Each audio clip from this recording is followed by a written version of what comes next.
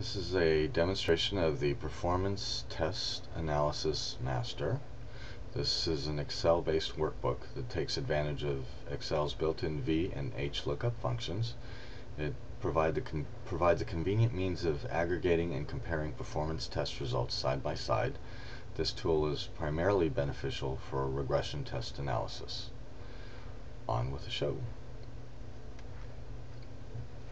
So this is the analysis home screen, and essentially what it does is it looks at the various result sets that you've accumulated and allows you to compare them side by side, columns A versus column B or A versus B run, and it does so by aggregating the result sets from different tabs. And as you can see, the tabs are simply named by the release or the build version that each result set represents. And going back now, in this case we were using Mercury/HP's LoadRunner, which gives us the minimum, the average, the maximum, standard deviation, timing results, 90th percentiles, pass and fail, and stop. Although we won't be using all of them, but we can certainly choose which columns we want to compare. Going back to the main page, here's how you would select which result set you wanted to compare.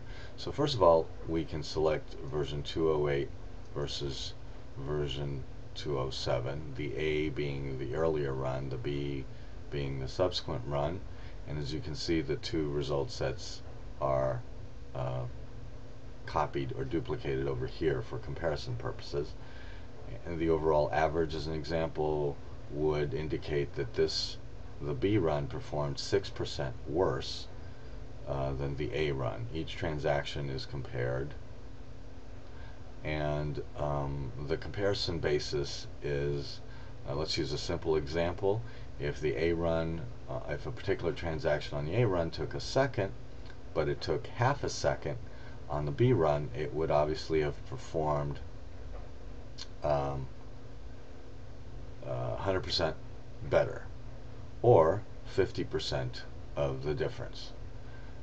So the same applies all the way down. Let's talk about comparing which result column we want to compare, and by that I mean which result column from the tabs, meaning the minimum, average, or maximum, or 90th for that matter. In this case, 3 represents the average. If we wanted to compare the 90th percentile, we would select 6, and by just changing that, you can see everything change for the comparison. And in this case, it shows that the 90th percentile actually performed 9% worse. So depending on what you choose, and I generally select the average, you can get your results that way. When I want to compare a different result set, let's say I wanted to use version 206 to compare to the last run, all I have to do is move the A over, and it shows you that the B run, not the most recent run, but version 208 actually performed 14% on average worse than version 206. We can also see the column H over here. Gives you the rankings of the transaction. I think we're comparing only 29 transactions, but you can do thousands if you need to. And it'll highlight the worst performing transaction, the next to worst, and so on, the top 3. And worst here in this case means the transaction that had the largest difference. There is also a column that allows you to compare to an SLA. Let's say you have a 1 second SLA, service level agreement. That means that your customer expects all transactions to perform in under a second. Well, it's really easy on this column to see which transactions didn't cut it, and this is a good point or a good place to start when you're looking for transactions that need fixing.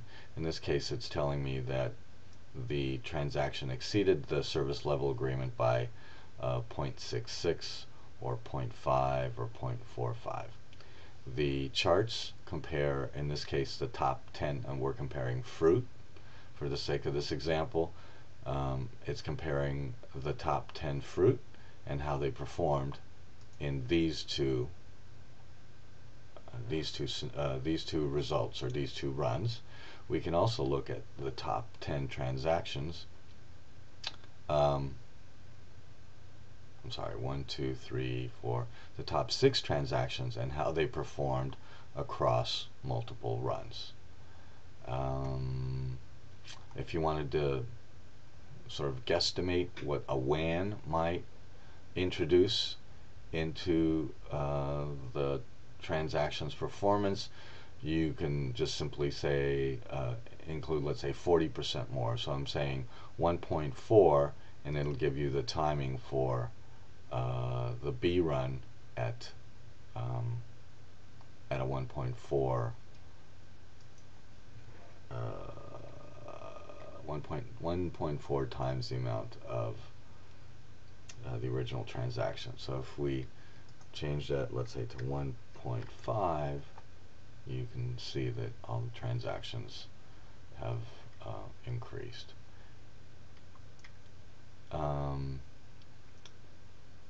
Let's see.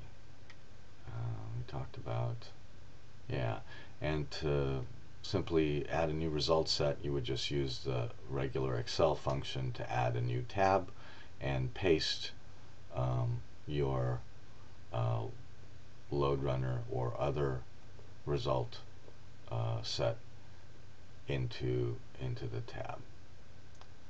And with that, I hope I've given a basic understanding of what the tool can do. Please feel free to contact me at the contact info below. I'll be glad to answer any questions and assist you, obviously, in getting started on use of the tool.